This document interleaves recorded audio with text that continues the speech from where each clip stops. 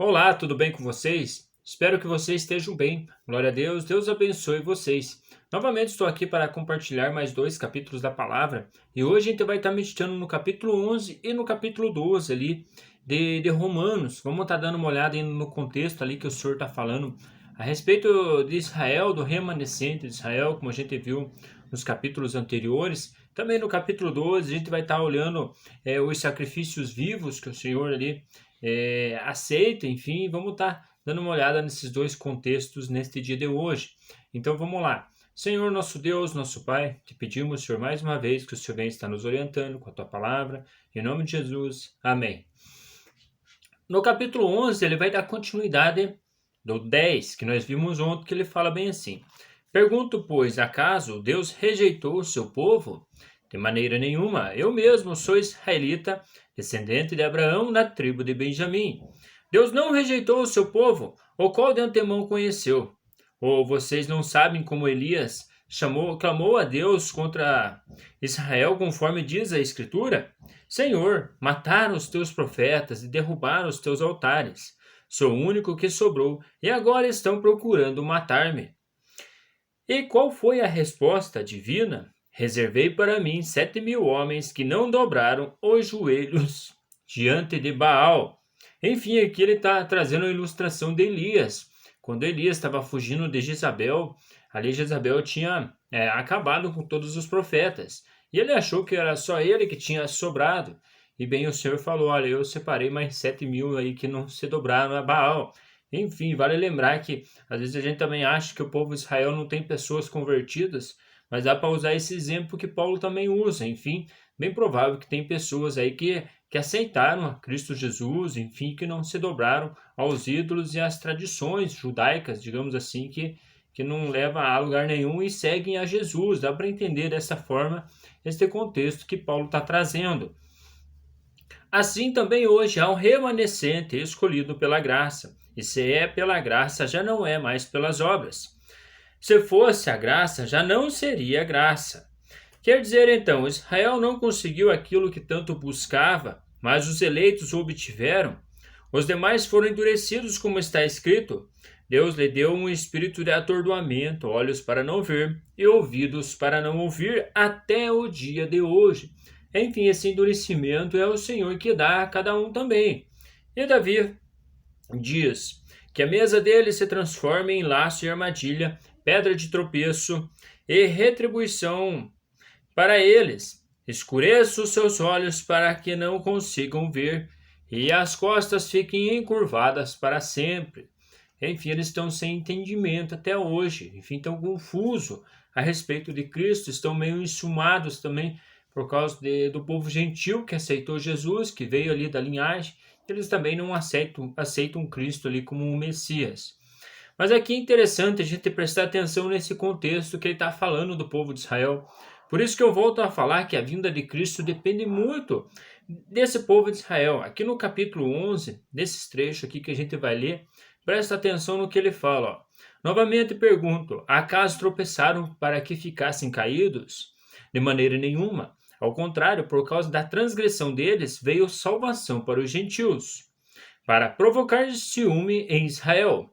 Mas se a transgressão deles significa riqueza para o mundo, e o seu fracasso riqueza para os gentios, quanto mais significará a sua plenitude. Enfim, ele está trazendo, se eles tropeçaram, caíram, trouxe riqueza para os gentios, quanto mais eles, digamos assim, eles aceitarem a graça, o que isso não vai acontecer? Que fala assim, ó: estou falando a vocês gentios, visto que sou apóstolo para os gentios, exalto o meu ministério na esperança de que alguns, de alguma forma, possa provocar, na esperança de que de alguma forma possa provocar ciúme meu próprio povo e salvar algum deles.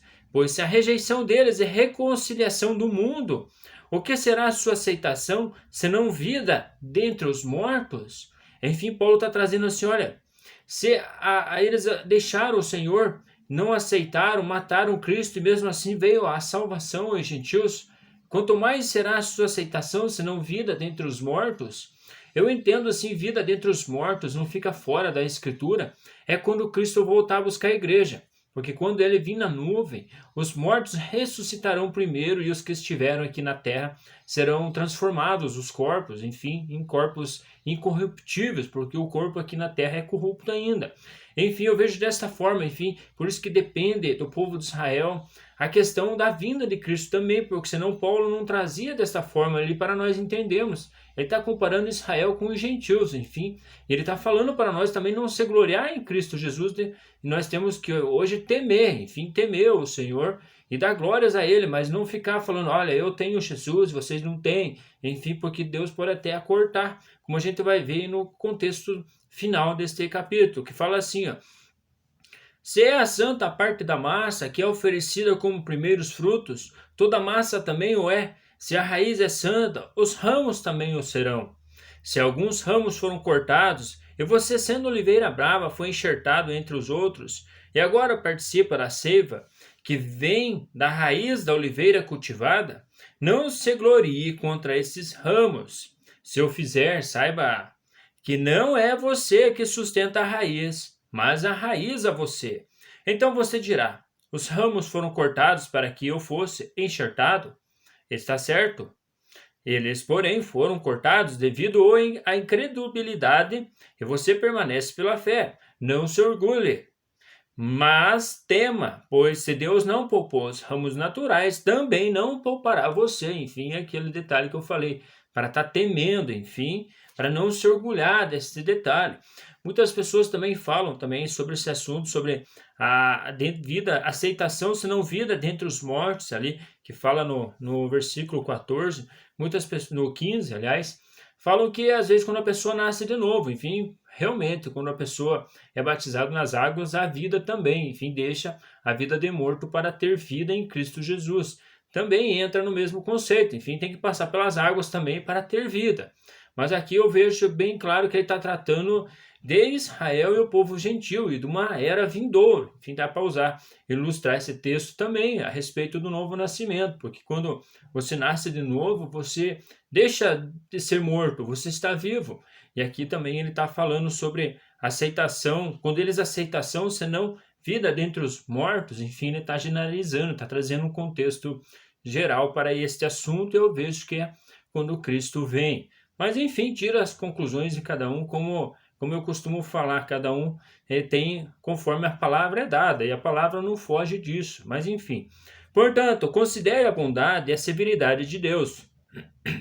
Severidade para com aqueles que caíram, mas bondade para com você, desde que permaneça na bondade dele. De outra forma, você também será cortado.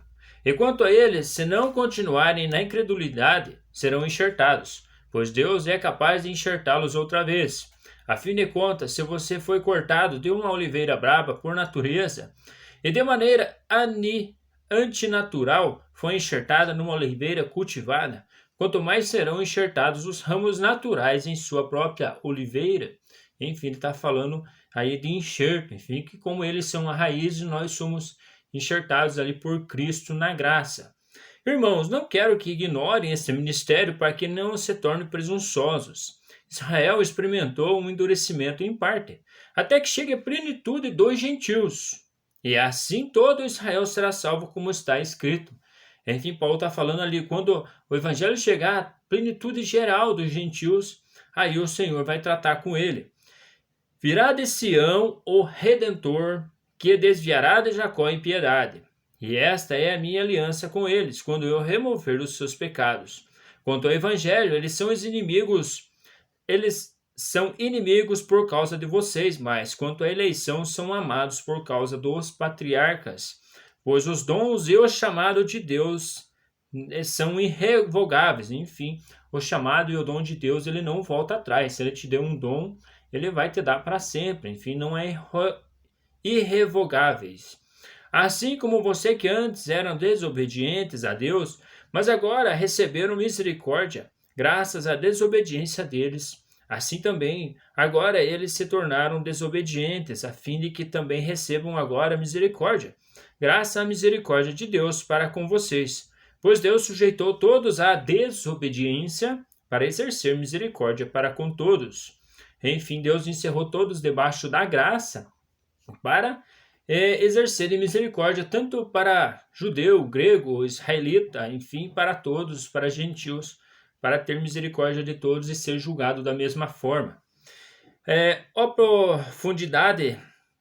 profundidade da riqueza, da sabedoria e do conhecimento de Deus, quão insondáveis são os seus juízos e inescrutáveis os seus caminhos. Quem conhece a mente do Senhor? Ou quem foi seu conselheiro? Quem primeiro lhe deu para que ele o recompense? Pois dele, por ele e para ele são todas as coisas, a ele seja a glória para sempre. Amém. Enfim, graças ao nosso Senhor Jesus. No capítulo 12, ele vai falar assim: portanto, irmãos, rogo pelas misericórdias de Deus que se ofereçam em sacrifício vivo, santo e agradável a Deus. Este é o culto racional de vocês.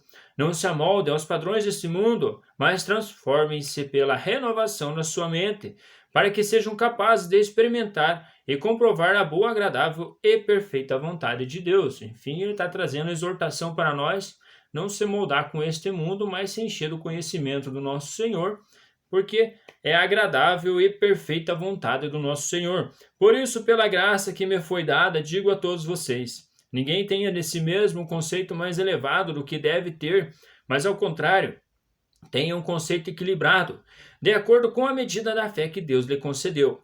Assim como cada um de nós tem um corpo com muitos membros, e esses membros não exercem todas as mesmas funções, assim também em Cristo nós, que somos muitos, formamos um corpo e cada membro está ligado a todos os outros.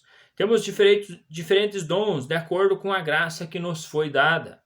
Se alguém tem o dom de profetizar, use na proporção da sua fé. Se o dom é servir, sirva. Se é ensinar, ensine.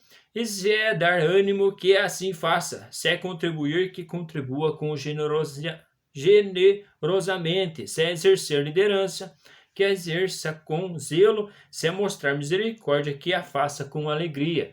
Enfim, que ele está trazendo aí os dons, enfim, cada um aí para estar servindo o Senhor da melhor forma possível, sem negligenciar o dom. Agora ele vem estar falando um pouco do amor, que fala bem assim: o amor deve ser sincero, odeiem o que é mal, apeguem-se ao que é bom, dedique-se uns aos outros com amor fraternal.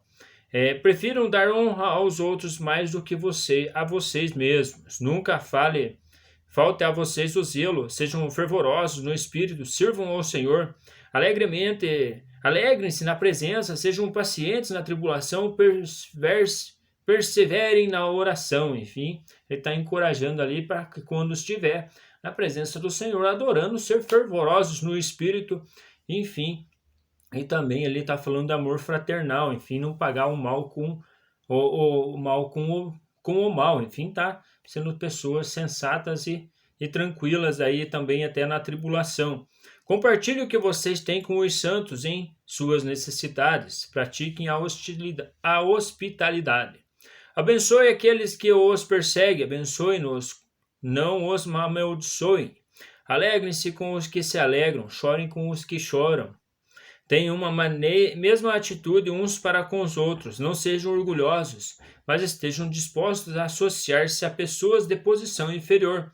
Não sejam sábios aos seus próprios olhos. Não retribuam a ninguém mal por mal. Procurem fazer o que é correto aos olhos de todos. Façam tudo o que for possível para viver em paz com todos.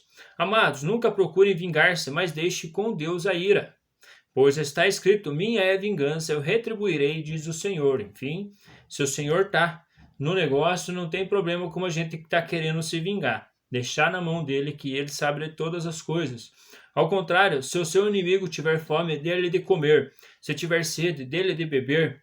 Fazendo isso, você amontoará brasas vivas sobre a cabeça dele. Não se deixe vencer pelo mal, mas vença o mal com o bem. Enfim, está aí uma mensagem aí que a gente tem que estar praticando também. Não deixar, não querer vencer o mal com o mal, mas está mostrando o bem para ele. Terminamos aqui mais uma meditação na palavra. Fiquem com Deus e até as próximas leituras. Até mais!